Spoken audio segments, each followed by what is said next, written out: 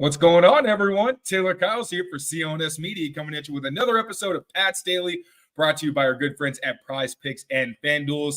Today is the return of one of my absolute favorite guests, Cover One's Anthony Prohaska, here to basically make sure we can complete the circle. Before the draft, we had him come on, give a behind enemy lines perspective on what he did and didn't want the Patriots to do, basically his thoughts on where the roster stood at that point. But now that the draft is in the books, we've kind of already talked about the prospects and everything from Patriots' point of view.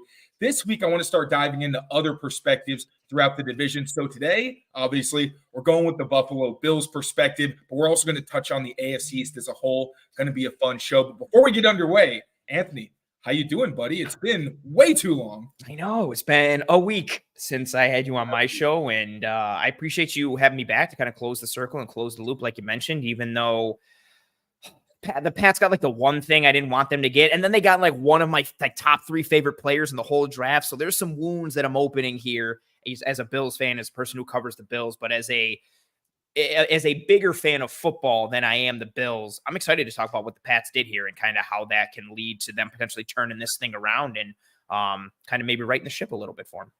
Now, honestly, with this division, we're going to get it more into like how well people did in improving and whatnot. But I feel like there's a lot of pockets where if you just look at it from a football perspective, it's easy to get excited at just how fun these matchups can be. Sometimes get lost in the rivalries, and then it kind of takes away from the fact that, like, no, they're playing a really good team. Just kind of appreciate both sides of it. But that's what these kinds of shows are for. Now, we're going to start off with the Patriots, obviously. Elliot Wolf just got the official title of Executive Vice President of Player Personnel, anything but General Manager for whatever reason up there. So what do you think about, one, him getting the title, but really overall how the Patriots did both in the draft and how it kind of accented what they did, obviously, in free agency, where they retained a bunch of their own guys, but didn't make a ton of splashes outside of that? Yeah, I think it, again, kind of not necessarily resetting things a little bit for the Pats, but I think of a couple years ago and them just giving a boatload of money to Hunter Henry and kind of giving a boatload of money to Jonnu Smith and the moves that they made that were not necessarily unpatriot-like, but actually, yeah, kind of like unpatriot-like. Usually the moves that they were making were, I mean, granted, when they were really kicking, it was like, oh, hey, I'm Darrelle Revis. Sure, I'll come on like a 1 year whatever deal to come like help you win another Super Bowl. And maybe when some of the mystique wore off, they were forced to kind of go into the direction and have to spend a little bit more.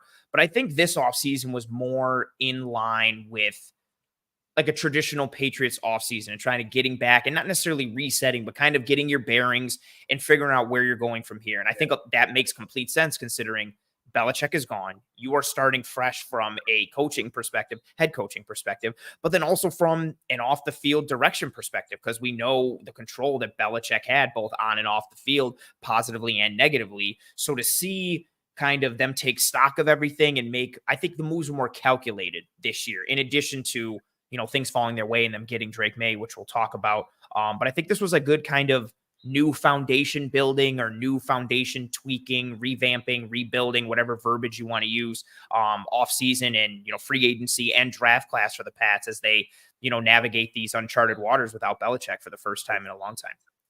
And the draft specifically, so Elliot Wolf obviously was in charge. There's been this more collaborative approach with the Patriots.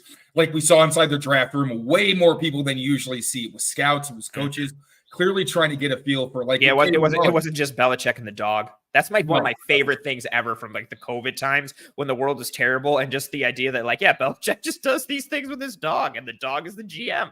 He'll throw you a curveball every once in a while. He's got a sense of humor for sure. And that one, I think, caught like the entire country off guard. But again, they did open it up a little bit more. It wasn't just Bill and Nike this time. It was actually coaches, scouts, different people who could bring their own perspectives and really feel like they were valued in the process. And part of that led to guys like Caden Wallace, where Elliot Wolf said that he spoke to Scott Peters, Alex Van Pelt, Robert Kugler, and got their insight into, do we think we can make this guy a left tackle? And that makes you feel better, I would say, as someone who follows the team, knowing that at least the coaches think this is a guy with the kind of tools I can mold, where you can kind of see sometimes scouts and head coach or coaches and position coaches in general can have disconnect when it comes to what kind of players they want to add to the team. So with that collaboration and Elliot Wolf still steering the ship, what did you think overall of this Patriots rookie class? I think it's good. I mean, as a Bills person, I'm like disappointed in it. But just from like the football mind in me, I'm not like distracted. I'm looking. I have notes. I'm all over the place with notes. I have notes on my computer and like notes on my phone. And I was typing stuff earlier today. I mean, I think with the big three for me at least. Hopefully Kendrick doesn't get upset that I said big three. Drake May, you get the quarterback that like you wanted. I know you wanted. So I say you in the general sense of you, but you personally also. And if I'm a Bills fan or an enemy of the Patriots, that's the quarterback I didn't want them to get. All due respect to Jaden Daniels, I just like May better and what I think he projects to be. Again, we'll talk about that a little more in detail. But May and Polk and then Javon Baker, like I think those are solid. And then I will never fault a team for going after offensive line. So taking Caden Wallace and then taking Layden Robinson again for a position grouping that they needed reinforcement at that group. And again, if you're starting with, okay, a new quarterback, let's get them some weapons. Let's reinforce the offensive line. Even if these guys just prove to be depth guys, which they may be, a third round pick at pick 68, and then Robinson coming in the fourth. But I think Wallace has a chance to potentially be a starter and has some like guard tackle flexibility with just his frame and play style and what he is, which is always very nice. But you get that franchise quarterback, you get him some weapons, you get some protection up front. And then Dial's a former quarterback from South Carolina. Milton, I think, is super raw, and I'm not a huge fan of that Mickey Mouse Tennessee offense, but he's got a cannon, and that should be fun for at least preseason and training camp stuff. And then somebody who we talked about on my show, Jaheim Bell, tight end from Florida State, who he flashed a bit at the Senior Bowl for me. And then seeing him on tape, he did some fun stuff, and I like the vertical threat that he poses and how he fits with the rest of the potentially opening up Pat's offense, but knowing more of that people moving, smash mouth, come at you type of offense that they've had in the past, but then adding another athletic weapon in addition to the physicality and what he could bring. So overall, yeah, I think it was a good draft class. And I thought it was good. Even if they tanked everything else after Drake May, I would have thought it was a good class, but I thought they followed up pretty well after that. Yeah, I agree. They needed more competition, like I will put it, on the offensive line. They got that where you got your veterans who you think can start for you. But if these young guys say, hey, we're pushing for snaps, we're playing pretty well too, that's what you want, especially when you don't really know what that left side is going to look like. And you mentioned the opening up of the offense. With Jacoby Brissett at quarterback, like I was watching some tape from when he was with the Browns, the second last game, he played the Bills in Detroit, which was super weird. And I know it was throwing a lot of people off when I posted it. But you see, Jacoby Brissett will sling it. Like, he's really not afraid to make tight window throws, put the ball downfield. And Alex Van Pelt having that part of his offense as a big area of emphasis. I think this is going to be an offense that's a lot more entertaining than people realize right now, because I think they kind of get hung up on how solid but not spectacular the veterans are. I think if those young guys get involved, that's where you're going to see, okay, they are making a push to beat teams that we didn't think they were going to beat. Now, who would you say were your favorite and least favorite Patriots draft picks from a Bills perspective? So kind of flip it on its head. Like your favorite because you're like, hey, there could have been somebody else. And then your least favorite because you're like, I'm really not going to enjoy playing this guy 2 times at least. Going from a favorite standpoint, if I'm an enemy, I guess you could make the case that maybe they reached a bit for Caden Wallace at 68 in the third round. But again, you need, like you said, you need that competition on the offensive line. You also just need to get younger there, get that. I will never fault a team for going offensive line, even if it's somebody that may potentially seem like a reach. I'll never fault a team. You can never have enough offensive line depth, and you can never have enough dudes that offer you some semblance of versatility, either in terms of a known quantity where you've seen it on tape and they've got multiple reps in multiple positions, or their size and their frame lends themselves to being able to play multiple positions. So even if you did want to like say it's a reach, potentially it may have been, I'm still like fine with Caden Wallace. There wasn't really like a favorite pick I had where I was like, what a terrible pick. I'm glad you wasted that. The only one I could really make a case for was Joe Milton, just because of what the quarterback room looks like with Brissett and then May and then Zappy. But I mean, it's a 6th-round pick. Like, and what team is going to be like, oh man, we really wasted that 6th-round pick? Could you maybe have found some diamond in the rough? Sure. Are the odds of that happening high? No, probably not. So if I had to really push, like from a realistic perspective, it's Milton. Maybe you could say Caden Wallace, but I'm fine with the Wallace pick overall. Least favorite, it's a tie for me based on what my head and my heart say. I didn't want the Pats to get Drake May if I'm an enemy of the Patriots, and they got him. Shut up. I just want to punch your face off of your face. I'm just happy to have you here is really why I'm smiling. Yeah, you just have to be saying things that agree with what I agree with fundamentally. You are a liar and a charlatan. I don't appreciate it. I didn't want them to get May. Truthfully, I didn't want them to get any of the quarterbacks or Marvin Harrison Jr. But, if I had to be pushed, I would have rather they had Jaden Daniels if I'm an enemy of the Pats. But they get May, who was my QB2. And the only reason he was QB2 is because he was in the same class as Caleb Williams, who is phenomenal in my eyes and the eyes of a lot of other people. So probably May would be my least favorite, but I love Javon Baker. You and I talked about him like throughout this draft process. I loved him going into the Senior Bowl. I loved him during the Senior Bowl. And even more so, he was that X receiver that I wanted the Bills to get in. Initially, I thought he could be had in ironically, I thought he could be had in round 4, which he ended up going to the Pats. But then with how the draft class or how the picks shook out for the Bills from a compensatory perspective, I was like, you know what? If they have to take him at 60 in round 2, I don't care. Like, that's how much I liked him. I had a 3rd round grade on him, but at the end of the second, if you take a dude who has a 3rd round grade, like, I'm fine if that type of dude creeps in. So it's between, my head says Drake May, because again, quarterback, and it's a quarterback driven league. And I also think he's going to be really good and I like him, but my heart says Javon Baker, because he was genuinely one of my favorite players in this draft. And now he goes to a team that I absolutely hate. And even though like nothing outweighs my objectivity, I can watch a team that I absolutely hate and still enjoy it because I love football. But man, the Pats taking Baker, like, that was a kick right in my face and a punch in the heart. Like, I was so disappointed. Well, this is a really strong start to the show. I like what we're doing so far. We will open the scope of the conversation, though, give you a little break from the pure Pat stuff. But first, quick word from our friends at Prize Picks. Be right back. Get in on the playoff action and win up to 100 times your money on Prize Picks, as you and the world's best players take the game to a new level during basketball's postseason. You can win up to 100 times your money on Prize Picks with as little as 4 correct picks. You can turn $10 into $1,000 with basketball and hockey entries today on Prize Picks, America's #1 fantasy sports app. Prize Picks is the best way to get action on sports in more than 30 states across the country, including California, Texas, and Georgia. I personally love Prize Picks because they're super easy to use, easy to navigate, and they offer injury insurance, so your entries stay live even if one of your players gets injured. Quick withdrawals, easy gameplay, and an enormous selection of players and stat types are what make Prize Picks the #1 fantasy sports app. Download the app today and use the code CLNS for a first deposit match up to $100. That's code CLNS for a first deposit match up to $100. Prize Picks. Pick more, pick less. It's that easy.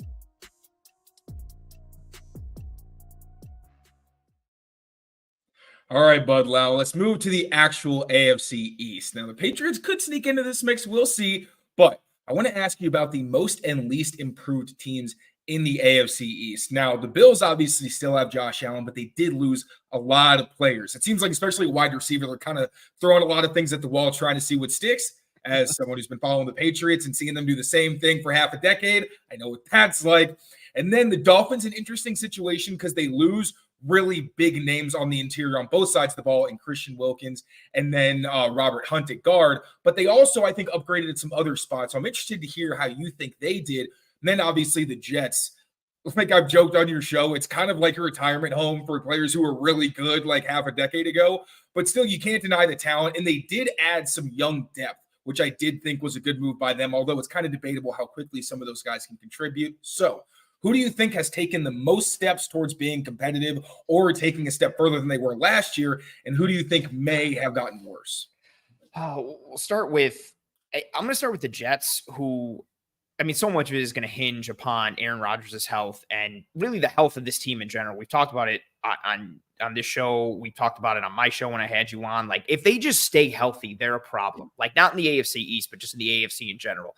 And it seems like no matter who they bring in, like, injuries just befall this team and this organization. Like, certain guys, it was like, okay, like, Mekhi Becton seems to be injury prone and Elijah Vera Tucker seems to be injury prone. And then it's like, no, Aaron Rodgers, like 8 snaps in or whatever, like snaps his Achilles. It's just, they seem to not be able to get out of their own way when it comes to health.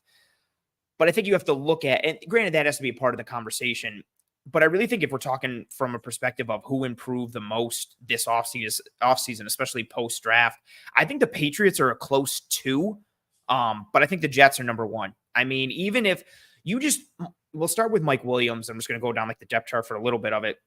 I don't think you're going to get a full 17 games out of Mike Williams.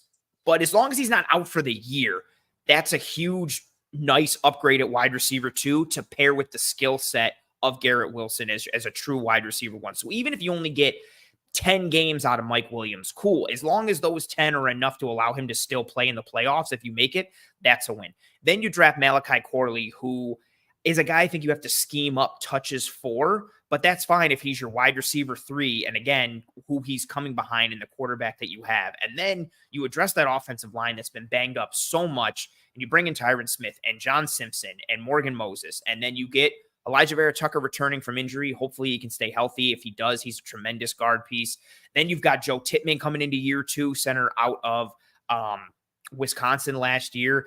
And then you look at defensively, like we know they can still bang on defense. They lose Bryce Huff, which sucks, but then they replace him with Hassan Reddick. And then they bring in Javon Kinlaw. I know it's just like really like I was like, man, like that's a Huff I thought was underrated, especially from an efficiency standpoint. Like he consistently pass rush productivity and the amount of pressures and hurries and hits and sacks he was generating relative to how much he was rushing was tremendous. We'll see what he could do with more of a full-time role or potential full-time role in Philly, considering how much they rotate, but they replace him with Hassan Reddick. They add Javon Kinlaw. They're able to, keep Quincy Williams and he stays. And as long as CJ Mosley continues to stay healthy, that defense still seems to be rolling a little bit. You still got a tremendous corner pairing with Sauce and DJ Reed. Again, so much of it's going to hinge on the health of Aaron Rodgers, but I think the team that looks the strongest coming out of this offseason between the free agency and then the draft class that they had, Olu falls in their lap, which I think is a really nice pick. We talked about Corley. I like the compliment of Braylon Allen to Breece Hall, even though there's some, I guess maybe not the most like thunder and lightning dynamic, but still with what Breece can do from an explosive standpoint, with what Allen can do from a hammer standpoint, his pass protection, I think, is an underrated aspect of his game. People just talk about the size and the power piece.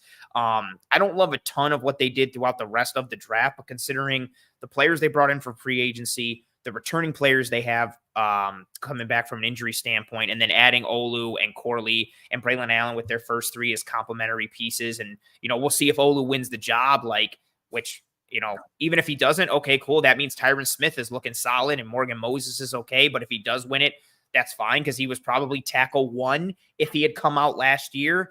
And then this year he's not, just because of Joe Alt or maybe some prospect fatigue like we talked about. But I think they had a strong offseason.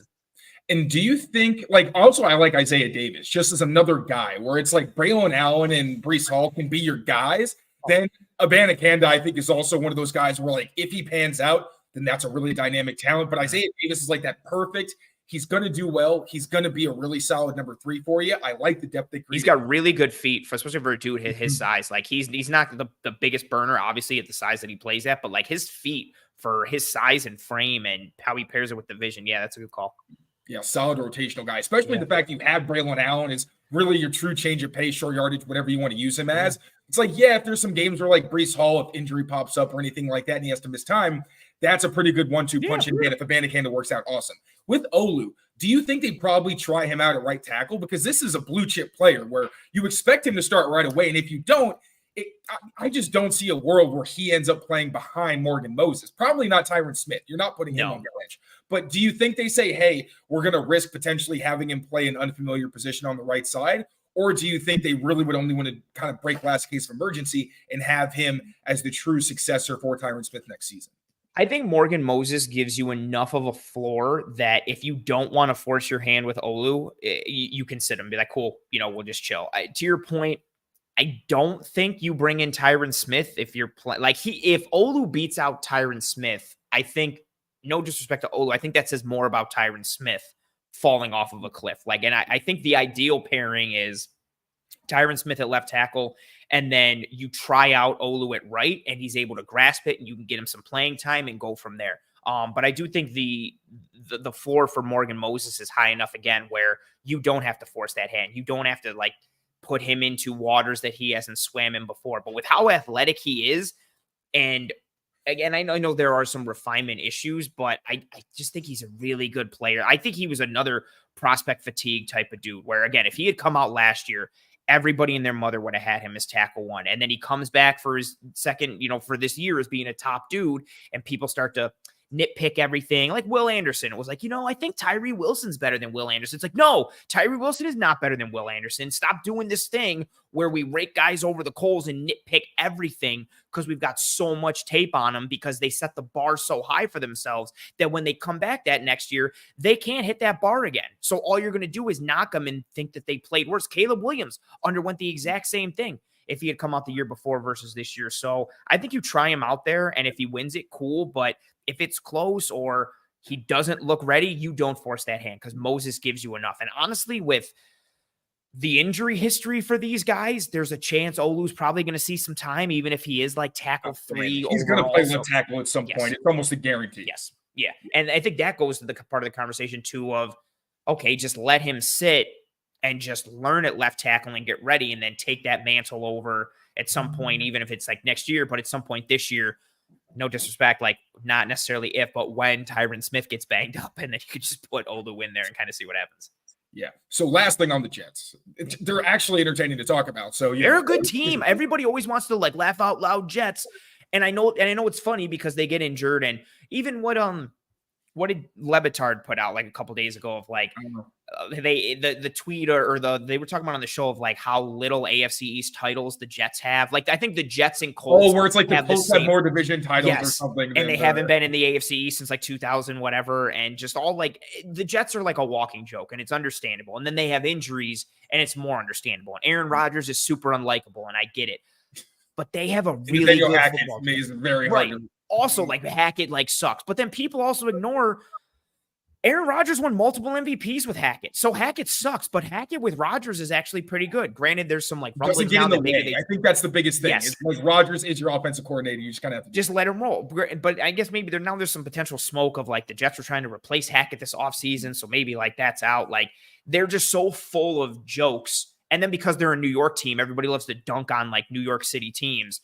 But they're a good team. And if they stay healthy, they're a huge problem, not just for the AFC East, but for the AFC as a whole. I agree. But here's my thing with the receiving core. I still think they're going to be a run-first team, which is going to take a ton off their plate. Mm-hmm. They still don't have a tight end that scares you. And if Mike Williams gets hurt, they don't have a real X. Like you could put Alan Lazard in that role, in that one-on-one guy who the rapport that he has with Rodgers is the only reason I'm even saying his name. Because 100%. Obviously with what happened last season, I think the only reason he's still on the team is because he and Rodgers do have some connection vertically. Yeah. But the receiving core gets a lot less intimidating if Mike Williams goes down. Just the fact that he adds that vertical presence, you have to respect him as an NFL player. But then it's like, all right, who are you really worried about? Garrett Wilson is still that one. Malachi Corley, like we said, he's going to have to prove a lot to be the kind of guy where you're like, we need to think about him. And at this point, he's not just, I don't want to say a jag, but he's more of an underneath guy. He's not really someone that you're worried about as long as you're fundamentally sound. And you have to scheme stuff up for him. Like, it's not like you can just be like, yo, Malachi, go get us a bucket right now. No, you have to design things for him to work right now, which puts more stress in order to do that versus just being a true guy who can go get you that bucket and win one-on-one. Exactly. So then how does that affect your outlook on the team? Considering Mike Williams could get hurt. Like, it's just the history. He will miss sometimes. Exactly. Like you said. So at that point, it's like Aaron Rodgers is really good. Garrett Wilson's really good. If it's an important situation, you're just going to bracket Garrett Wilson. I mean, Malachi Corley's your scariest threat. Like, that's the one thing about this team where I would like to put them like ahead of the Jets. But just that alone really worries me, where it's like beyond Aaron Rodgers and Tyron Smith. If Mike Williams gets hurt, I feel like the trickle-down effect is even worse because obviously no Aaron Rodgers is huge. Yeah. But Tyrod Taylor can at least hold off and, like, you know, keep you steady for a couple weeks. I don't want to see Jordan Travis play. I think that's like you're in a bad situation if he even can play.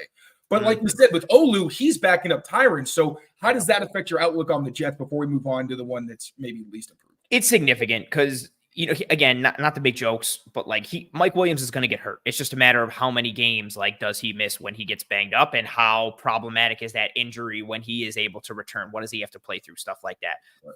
I think the trickle down of that injury and the wide receiver depth, it can be either mitigated or amplified by the offensive line health. If Mike Williams goes down, but the O-line is intact, then you just play through Breece Hall and you go with ugly football. And Breece Hall is probably getting 17 to 20 carries a game and anywhere from 5 to 7 or 8 catches a game. And you're playing that kind of offense. And then you get Garrett Wilson the ball when you can, rely on Aaron Rodgers to be Aaron Rodgers, depending how he's coming back from this injury. But even if he just gives you mid-tier quarterbacking play or like top 12-ish QB stuff mentally or physically, exactly, that's it. You're fine. Defense, that's all you need. That's it. So much of the trickle down of the wide receiver grouping not being ideal is dependent upon what the offensive line health really looks like. Because if they can just still play through Breece Hall, then Mike Williams going down, it's like, okay. Because even with Williams there, the big three on that offense are Rodgers, Garrett Wilson, and Breece Hall. 100%. Like Mike Williams is that auxiliary piece that you're trying to fit and work into, which is awesome. And again, because he fills that role in that niche, like you talked about at the X, and just the ball winner that he is. And man, the back shoulder throw potential with Aaron Rodgers can just be so fun. It's like you want to kind of think he's an afterthought, but he's not. If he's on the field, it's not like he was a burner either. Like even if his speed isn't 100% or his explosiveness, the back shoulder stuff's still always there. The high point stuff is still always there. Yes, he's great at it. Rodgers is great. Brilliant, but yeah. It's just fun. And so he's gonna get hurt. And so it's like it's just a matter of Mike Williams is down, or is it Mike Williams is down and Elijah Vera Tucker is down and Tyron Smith is down, and then you're like, okay, we're screwed again and we're the Jets. But if not, man. But yeah, dude, that's so like. You have arguably like the best it's a weird like Jenga piece that if you take it out, it's like it does a lot more damage than you realize. Both ways, if you take it out or if you leave it in, like what it can be just for that offense. Again, you have one of the best, arguably the best back shoulder ball thrower in NFL history with Aaron Rodgers, and then just Mike Williams, who defies the odds when it can. Like you shouldn't be able to win contested catches consistently. It's hard, and he just spectacular highlight type or just the regular ones. He just can never stay healthy. But man, it is a fun Jenga piece. That's a good call. Well done. You're good at this. Well done. That's the longest I've ever spoken about the Jets, I think, in my life. They're a good team. They are. I got so much crap for saying that Tyron Smith wasn't going to go to the Pats and go to a contender. And then when it was the Jets, and I was like, see, everyone was like, oh, but it's the Jets. I'm like, okay. Last year, everyone was acting like they'd already won the Super Bowl, and they got better this offseason. So everybody did. And not to mention, too, like, I see it from the Bills side all the time, but just in general, like, I remember the conversation when the Bills signed Cole Beasley and John Brown. Everybody was like, but it's the Bills. Ha, ha, ha. And then like 2 years later, Cole Beasley was getting all pro votes as a slot wide receiver. And the Bills immediately turned things around. Like and it's understandable, but once you finally get ahead and jump that shark, people stop kind of making those jokes. Or you need to win a Super Bowl because people still make jokes about the Bills, even though they've had that success. But people will not look at things objectively. They'll just look at it from a joke perspective or look at it through the fan goggles, and that prevents them from seeing what things can really be schematically. And the Jets are 100% in that boat because everything they do, they could get Justin Jefferson right now, and everybody would be like, he's going to be terrible. Jets suck. Laugh out loud. Like that's what it would be. In that uniform, please. We'll see. They still have to earn it. But yes. Laugh at them at potentially your own peril. All right, now let's wrap up this segment with the team that you think improved the least. And I'm sorry if this is going to be a painful end of the segment for you. No. Why you think I would say the Bills? I was thinking maybe. It's really close between the Dolphins and the Bills. And here's why. Because the Bills lost more than the Dolphins. But the Dolphins losing Christian Wilkins is like a really significant piece that just, for me, sticks really hard. But what mitigates it, or I guess kind of muddies the waters for me, is I think the Bills were a significantly better team than Miami was last year. And so granted, the Bills lost a bunch this offseason, but Miami also lost some. But for me, the Bills were already ahead of Miami for a good chunk that I do think it's closer now. And so I look and I still think the Bills are the better team than the Dolphins. But man, right? Hey, is it anything else? It's the quarterback. And I think for me, we've talked about it a bit. Offensive line. But honestly, it's just been like the way Miami's offense has fallen off a cliff the past 2 years, that to me, like, I think Mike McDaniel is tremendous from a schematic perspective in terms of like an offensive mind, play caller, play designer, like rhythm and sequencing, all that stuff. But his offense has fallen off a cliff twice now down the stretch. And I know a lot of people, it's laugh out loud too. Tua sucks. Ha ha ha. And last year was a bit murky. Waddle was banged up for the entirety of the year, especially down the stretch. Tyreek Hill got knocked down the stretch too as well. And then you're factoring in Phillips being gone already and Chubb getting banged up and all the injuries kind of culminating and with that loss in Kansas City. But I do think there is some potential fire to that smoke of McDaniel just not getting the job done as the season goes along, and him putting so much on out on tape early in the season and kind of unloading with everything that by the time the end of the year rolls around, everybody's like, well, he didn't keep anything in the chamber. Like, he's out of bullets, so we know everything he's going to show. And granted, they're still good, but instead of putting up 35 and boat racing everybody, they're kind of struggling to get to 21 or 24. And that explosive element is still there, but they don't have that schematic advantage because he's just emptied the clip by week 3. And it's sexy because they put up 2,000 points in the first 3 weeks, but then your whole blueprint is on tape. And now everybody's studying you and they're getting ready and they're prepping, and you got to play those playoff teams who are already good and know what they're doing. But now your whole catalog is out there on display. But despite that, I do think the Bills are the answer here in terms of just looking at the team who got, worse, or we're looking at just that perspective from an offseason piece, just with what they've lost. It's been so significant. Especially when you look at it from an improvement standpoint, like, have you gotten better? I think the Jets got better. I think the Pats got better. I don't think Miami got better. Mm-hmm. And just with how much the Bills have lost, like, I don't think the Bills have gotten better. Like, and I know Stephon Diggs off the field stuff and all the people that kind of, good riddance, he's terrible, yada, yada. You can't tell me the Bills are a better team offensively on paper right now without Stephon Diggs than they were with him. Now, so much of that for the Bills is going to be Joe Brady and what a full offseason looks like with his offense being installed and not just running tweaks and variations to Ken Dorsey's scheme like he was last year. So much I think is up in the air for the Bills because of the coaching changes on defense, the roster changes, all of it. Like, all of these moves, the players they lost and the players they brought in could be for the better. Like, there's a chance that happens. We just don't know because we don't have that sample size yet for Joe Brady or Bobby Babich and this version of the Bills that we're going to see. But they've lost so much, like, from a leadership perspective off the field and from a play style perspective on the field. And again, it could all be for the better with the direction they're taking the team in. But if you're looking at it from like a least improved standpoint, it has to be the Bills. We talked about it when you were on the show last week. Like, they didn't have a lot of like top tier A type of players. For me, they had 4. It was Josh Allen, Matt Milano, Taron Johnson, and Stephon Diggs. Stephon Diggs is now gone. Matt Milano's coming off an injury. Like, and then you're losing Mitch Morrison. I know Poyer and Hyde weren't the Poyer and Hyde of old, but you replaced them with Rapp and Edwards. So I don't think you necessarily got more athletic or better on the back end with Edwards and Rapp, but you're putting Cole Bishop in there, but he's a rookie, so we don't know what he offers, so you can't really say And then you effectively replace Stephon Diggs with Keon Coleman and Curtis Samuel, or just one of them, and Coleman has all this variance, so we don't really know. Like, I just think there's a lot of questions that have to be answered with the Bills, more so than Miami. When we get to this next segment of the show, I still have the Bills ahead of the Miami Dolphins. But if we're talking least improved, it's probably the Bills. When you put it that way, because improvement is about getting better, and I don't think the Bills necessarily got better. It may shake out differently as the season goes along, and we're all sitting here going, man, the way they purged that roster, it really all worked out, but it's hard to see that right now for 2024.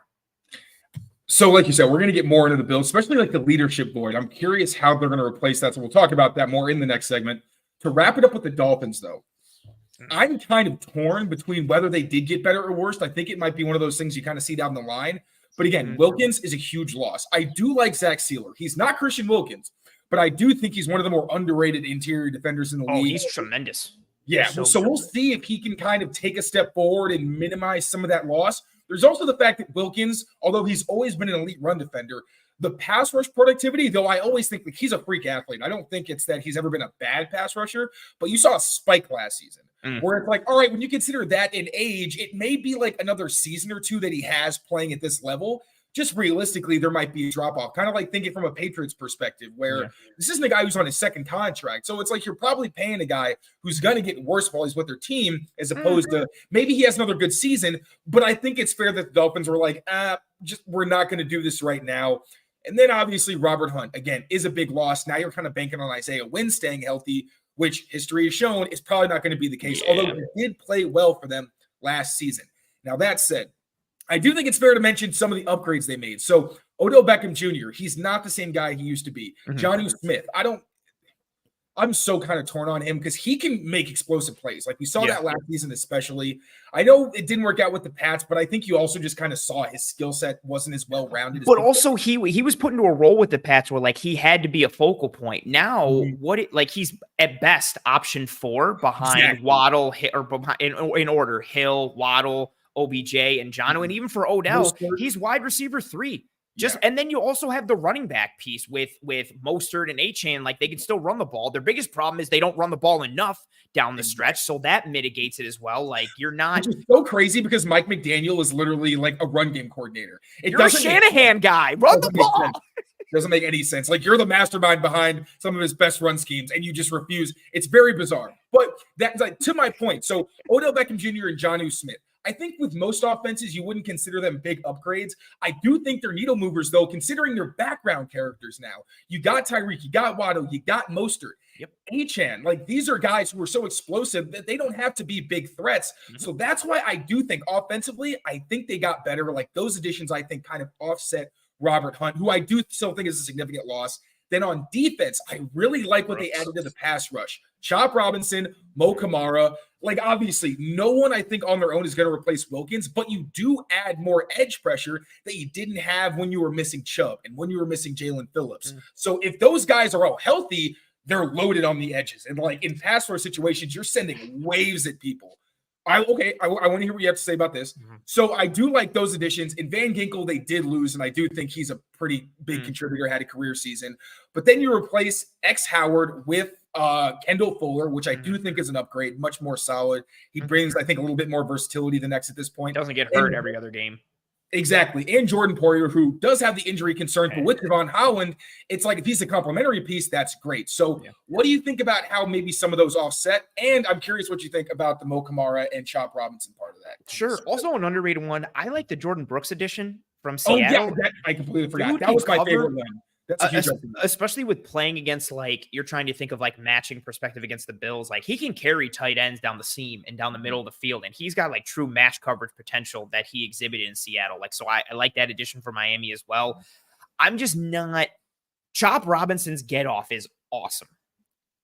That's all he's got from a pass rush perspective. He's got no moves. Every once in a while he could transition it speed to power. And he does play the run and he does give effort. But I'm watching him get mauled against like Rutgers and Temple and get like lifted off his feet and chucked. And some of that is like due to his size. I think he's a fine rotational piece if you had the normal health there and production that you have. I don't completely buy into him from a true starter perspective, but the upside is there. I mean, he's got natural ability that you genuinely cannot teach what he can do with that get off. Like there's reps against Michigan and against multiple teams where like it's a run play, and he's meeting the quarterback at the mesh point with the running back at the exact same time because that's how much he jumped off the line. Like it's not just snap anticipation. It's him reading it and then having the quick twitch muscle ability to jump and go. And then you see the 40 and the 20 and the 10-yard split and what he can do and just that overall athleticism. It's fun. I don't buy him as a complete threat right now. I buy him as more. If he was a true number 3, I'd love that. So the upside may be there, but I don't see him as necessarily like, man, this dude is going to be a problem, right away now. And then Kamara, go ahead, speak on. No, that's fair. I'm just saying. So that's why I like how he and Kamara complement each other, because Kamara is more that technician where he's not the same freak athlete. I do think he can contribute more quickly. And like I said, I think this does come down to the health of Chubb and of Jalen Phillips when those guys really don't have to be main players, which is why I do think if everyone's healthy, they are upgrades. But obviously, that's not necessarily the reality because we don't know what those health situations are like. But yeah, keep going. No, you're good. I also forgot, too, because I pulled up their depth chart real quick. I forgot they signed Shaq Barrett from Tampa. Oh, my God. I actually did, too. Which is like a nice rotational piece. So there you go. Like but see, that's it, right? Like, I think, again, at least improved. It's where your team was last year, where they are now. I still think the Bills are a better team than the Miami Dolphins. But if you're looking at what the teams were, like I think they were like this with the Bills up here and Miami here, Now I think they're like this, which means the Bills went down and Miami went up. It doesn't matter who the overall better team is. If you're talking about who improved more and who improved less, I think the Bills improved less right now in theory than Miami did. I also, one last piece, I wanted to get behind Muhammad Kamara so much, and I did not. The size outlier is a big piece. And granted, I also didn't have a ton of tape on him, but I saw a couple of his most prolific games from a productivity standpoint. And he's really winning just because the tackle play is terrible. Like, he's able to turn the corner and win the half man and get through dudes. I don't think his winning style at the college level translates to the NFL. Now, can they help him get better and refine and add moves and plan and all that stuff? Sure. And dude is athleticism and juiced up, and you add that with the size profile, and he could do some fun things. I'm just not as high on him as other people potentially are. But again, I mean, you're looking at him as, I don't know what, like rotation as like the fourth or fifth or sixth type of guy coming on. Yeah, he's depth. And if you can get a guy to fill that role, cool. So yeah, Miami's a weird one because I feel like I still don't buy into Miami, and despite the fact that they had such a huge loss with Wilkins, I do think they cobbled together improvements in a multitude of other areas, like you mentioned. And again, but people just want to, like, the Odell one is funny. Like, they sign Odell and everybody's like, oh, Miami thinks like Odell is going to do this and this. No, Miami thinks he's going to be wide receiver 3 after Tyreek Hill and Jalen Waddle. Like, why is not that even weapon 3, like wide receiver 3? You're not talking target or option 3. You are same thing with Jonnu Smith, because if we're looking at it, option 1 is Hill, option 2 is Waddle, option 3 is Mostert or Achane, option 4 is probably the other between Achane and Mostert, and then, or maybe it's Odell is option 4, and then the other running back after, and then Jonnu Smith. Like, they move every once in a while, not the same, but still like another guy who you're trying to feed. Yes, like, but that's it. Like, people look at certain guys and be like, oh man, they probably think Odell's going to be Giants Odell. It's like, no, they don't. They think he's going to be wide receiver 3 and option 5, option 4 at the most. And again, how much does that really matter when your option 1 and 2 is arguably the best wide receiver combination in the NFL with Tyreek Hill and Jalen Waddle? Like, so what? It's just wild. Yeah, I think it's the reactionary thing where we all want to just have like the funniest take. And honestly, if it's just if someone's going to post Odell Beckham Jr. like playing with the Giants, that's funny. I'm cool with that. But let's not pretend that they're asking him to be like this revolutionary X or something who's going to change the, like, no. Like, I don't think anybody on the Dolphins is like, this is what's going to put us over the edge. It's like, it's all about role.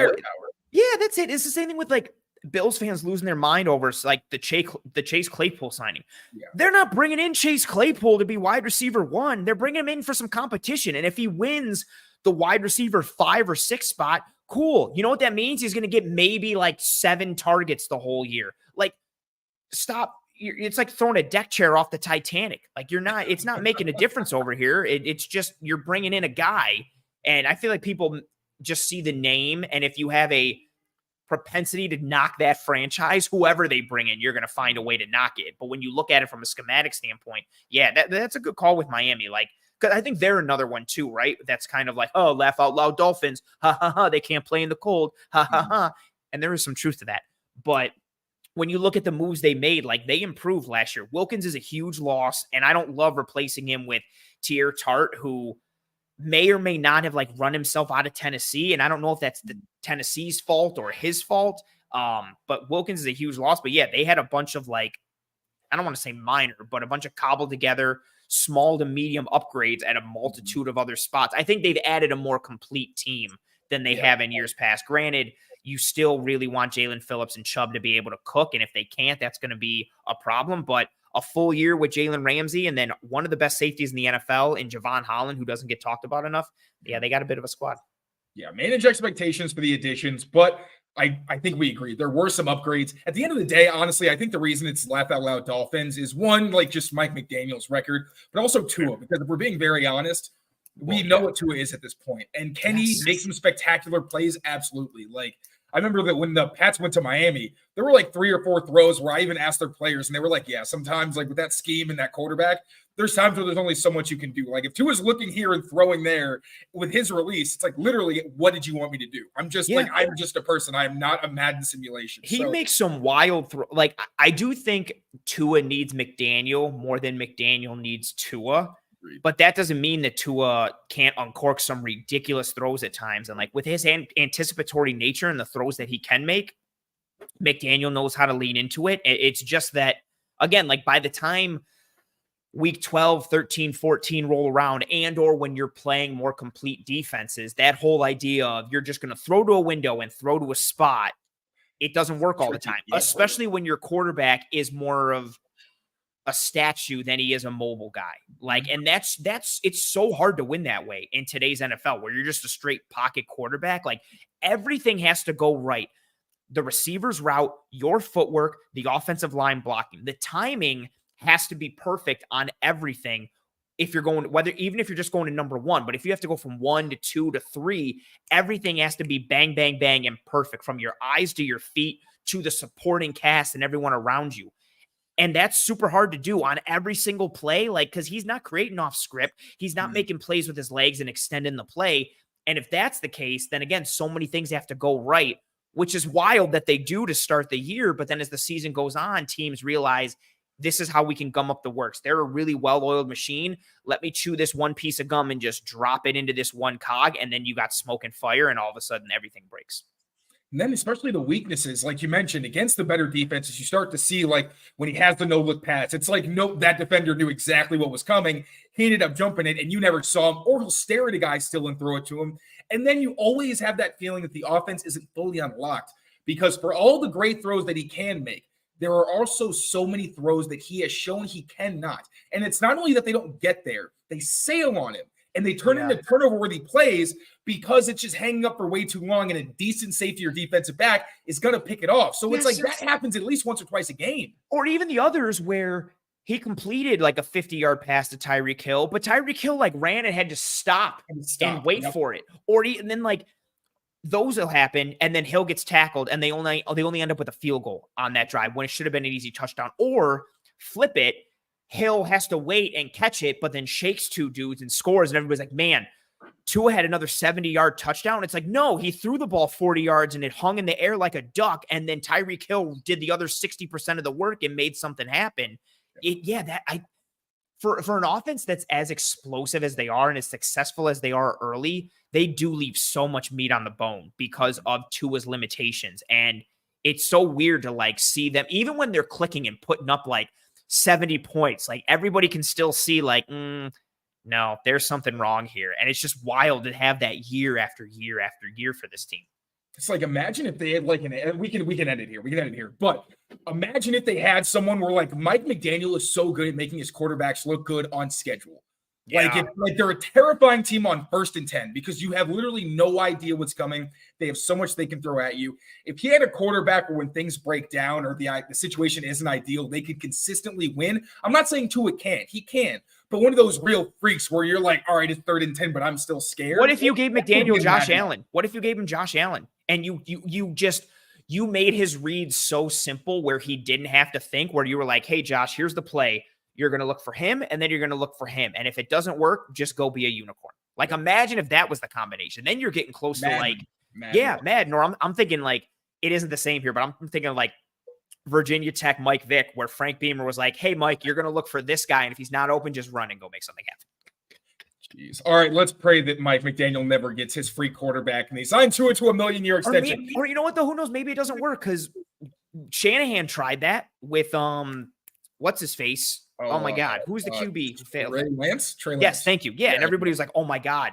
Now what's the offense going to be like with a guy with that arm and that athleticism? And it failed miserably. Granted, I think more of that is on Lance and his trajectory, but I mean, I don't know. Sometimes you just got to dance with the girl that brought you, and sometimes you just need to go with Jimmy Garoppolo. All right, on that note, we're going to send it over to our friends at Game Time, and then we'll be right back with a couple more segments. With the NBA playoffs in full swing and the Celtics looking like the best team in the East, I'm trying to go to a game so I can witness their greatness in person. And to get those tickets, I'm going to be using Game Time, an authorized ticket marketplace of the NBA, which makes getting playoff tickets even faster and easier. Prices on the Game Time app actually go down the closer it gets to the tip-off. With killer last-minute deals, all-in prices, views from your seat, and their lowest price guarantee, Game Time takes the guesswork out of buying NBA tickets. Buying tickets on Game Time is extremely easy. All you have to do is click on the team that you want to see, browse through the available options, Then click on those games. Then you can go through filters like price, where you want your seat to be, all that good stuff. Click, get a panoramic view of the seat that you're going to buy, and it can be as easy as a one-click purchase for your ticket. Take the guesswork out of buying NBA tickets with Game Time. Download the Game Time app, create an account, and use code CLNS for $20 off your first purchase. Terms apply. Again, create an account and redeem code CLNS for $20 off. Download Game Time today. Last minute tickets, lowest price, guaranteed.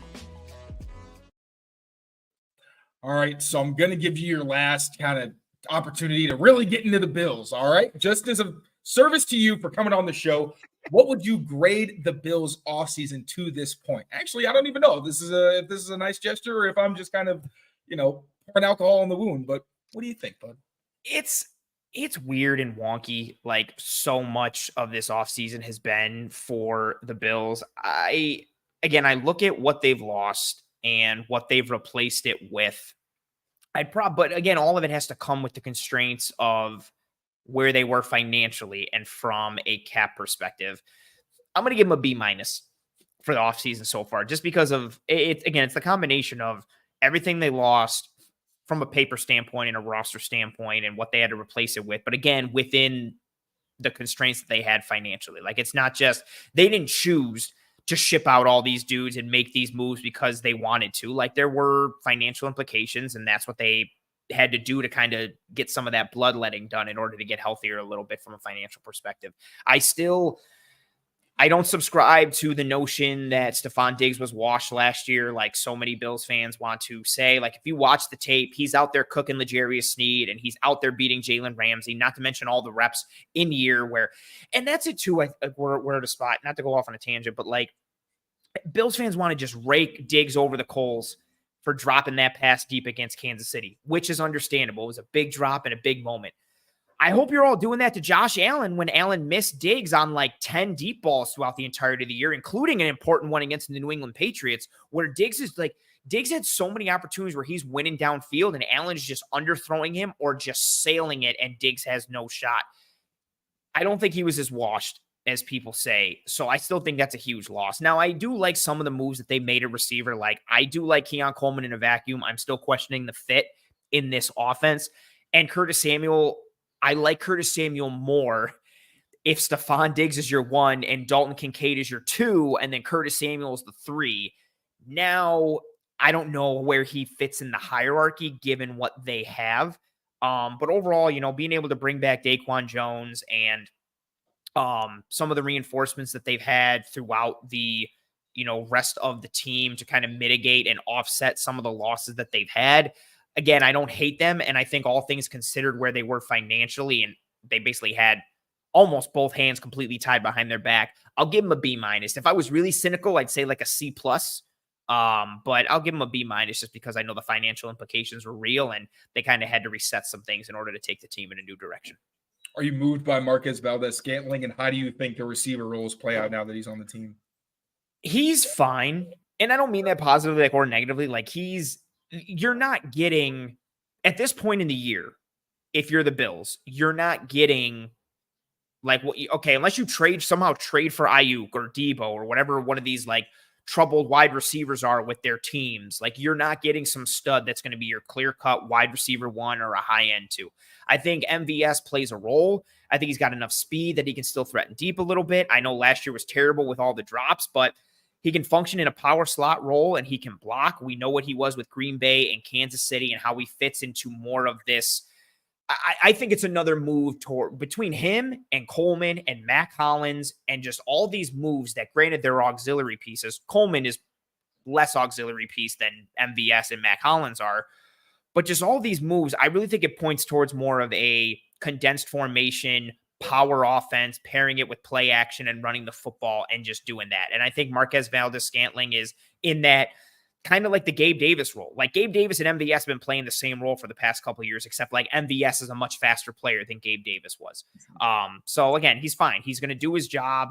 I think he raises the floor of the wide receiver room and fits into that basketball lineup. I don't think he's some stud. But again, if you're yelling at the world because the Bills sign MBS, the Bills have like $5 in cap space. So the fact that they're signing anybody should just be a hooray. Yeah, I like the pick because it like doesn't force Keon to have to be that downfield guy for them. Curtis Samuel can be more like your intermediate guy. Yeah. I like how he fits into what they have. Again, they don't have the guy who scares you quite yet because we don't know what Keon Coleman's going to be. Yes, but I did think it was like, okay, I see what they're doing. It rounds out the basketball lineup, as you said. And I think it's another move towards, if we needed another indication, Dalton Kincaid is primary target 1, pass catching option 1, weapon 1. And I think number 2 is James Cook. And then I think number 3 is going to be Keon Coleman. This offense is going to go through Dalton Kincaid. And that's kind of the law. Everybody else is an auxiliary piece to Dalton Kincaid and the run game. That's how I view it. That makes sense. All right, now let's wrap it up with your way too early AFC East rankings. Who's coming out on top? Who's filling in the middle? Who's going to be in the basement? I'm still where I am. The last time I was on the show, to be the man, you got to beat the man. And I think the Bills are still the man in the AFC East right now at this point. And I know, again, they've had a lot of turnover in less than ideal ways. But I think for me, at least, what I'm projecting for this offense and the direction they're going in, I think what they've done can work.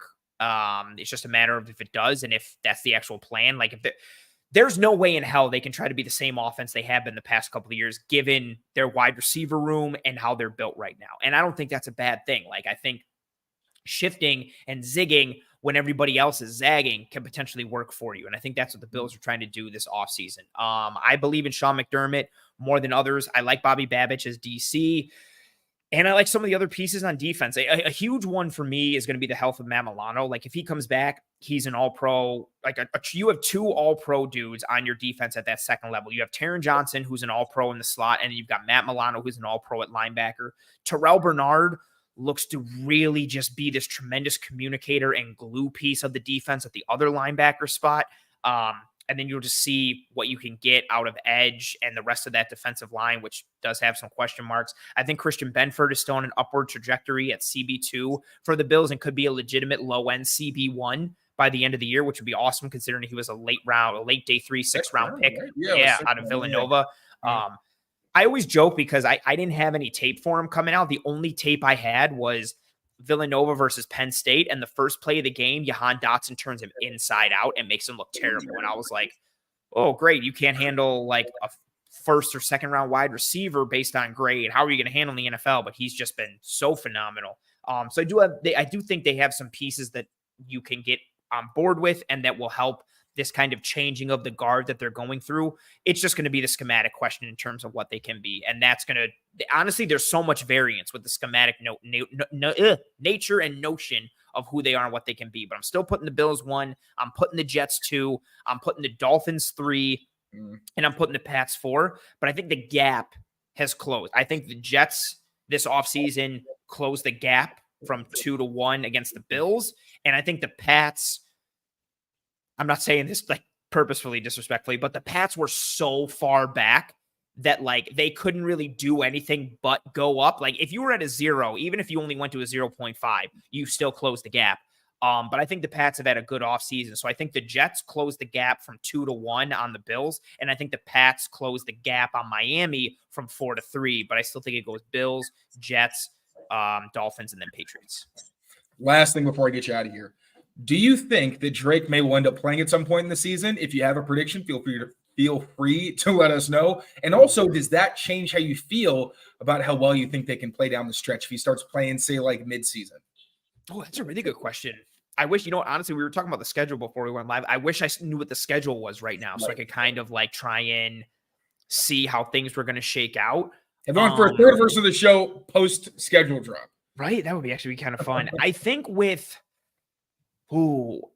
I still believe in the Patriots defense, and I think Jacoby Brissett gives you a high enough floor that I could see the Pats flirting around 500 or like a couple games below for like a majority of the season. Like, I don't think the Patriots are going to get to a spot this year where they were last year, where it was like, well, they're 3-11 or whatever the hell they are. And it's like, oh my God, this season is terrible. Like, I don't think they're going to compete for a playoff spot. I think they'll be competitive for a majority. They might. And you know what? If all things click, Who Right. knows? Yes. There is the potential for that to happen. Right? It's depending on the rookie class for me if they actually get into the playoffs. Oh, that's like exactly three right. young guys are like regular contributors. That's If Polk, even just I'll give you two. Like if Polk and Baker both hit, that's a significant turnaround for this team because now you're pairing those two with KJ Osborne and Juju and Bourne and DeMario Douglas, and now you've got this really fun basketball lineup. The last time I was here, I hated the Patriots room. Not hated the Patriots wide receiver room.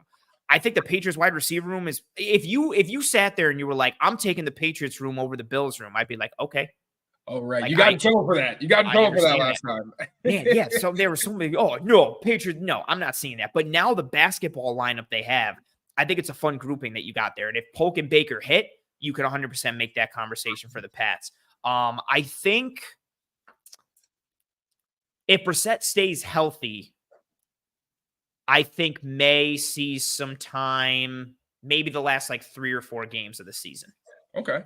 Because I really do think the Pats are going to sit there and be like 3-4, then 4-6, and then 5-6, and then 5-8, and then 7-8, like little things like that where they're always kind of around, and there's no reason to just be like, let's, screw it, the season's over, let's throw May into the fire and see what we got. So I think you either have to be fully eliminated or you have to be in a spot where you think the season is done and you're like, you know what, we think May is the better option. Let's see what he can do from that standpoint. So I think he sees time, and I'm going to go with it somewhere around the last quarter of the season, just because, again, like you, I like Jacoby Brissett, and I think he does good stuff. So I don't see the Pats just falling apart and being 1-10, and it's like, screw it, the season's done. Let's see if May can sink or swim. Yeah. Just hoping for a lot of one-possession games where they at least give themselves some shots. There's going to be some heartbreaking endings, but you just want to see they're at least competitive. All right, buddy. No, I was just thinking the last time we talked and you were like, yeah, like they thought that, they'd be in these one-possession games and then Mac Jones would have a shot and they wouldn't be able to pull it out. And all that kept thinking back to me, I was like, they pulled it out in New England against the Bills last year. Like the only friggin' time they did. Like that stays with me and burns in my soul. Sorry about that, buddy. Well, hopefully they just kind of throw some dirt in the wound. Not personal for you, just some rivalry talk. That's all it is. But thank you so much, buddy. Been a pleasure as always. Appreciate your time because we always go over. Please let the people know where they can find you and what fantastic stuff you've got coming down the pipeline that we should be looking out for. Find me on Twitter at pro__ant. That's pro 2_ANT. Obviously, I do a bunch of stuff on the Bills, but I just cover football in general. I'm posting breakdowns and film on anything and everything football related. Heavy emphasis on schematics and structure and X's and O's and all that kind of stuff. So if you like that kind of coverage, or if you just want to stay up on an enemy like the Buffalo Bills, give me a follow on Twitter. I host a show every Tuesday at 9 p.m. Eastern called Disguised Coverage, and then I co-host a show every Wednesday at 7 p.m. Eastern called The Film Room. That show is just full film breakdowns and player evaluations, and then Disguised Coverage is, again, high-level schematics, X's and O's talk with some film mixed in as well. One of my favorites and the best in the business. Thank you so much, buddy, once again. And thank you all, as always, for watching. Now, take care of yourselves, take care of each other, and we will see you next time. Peace.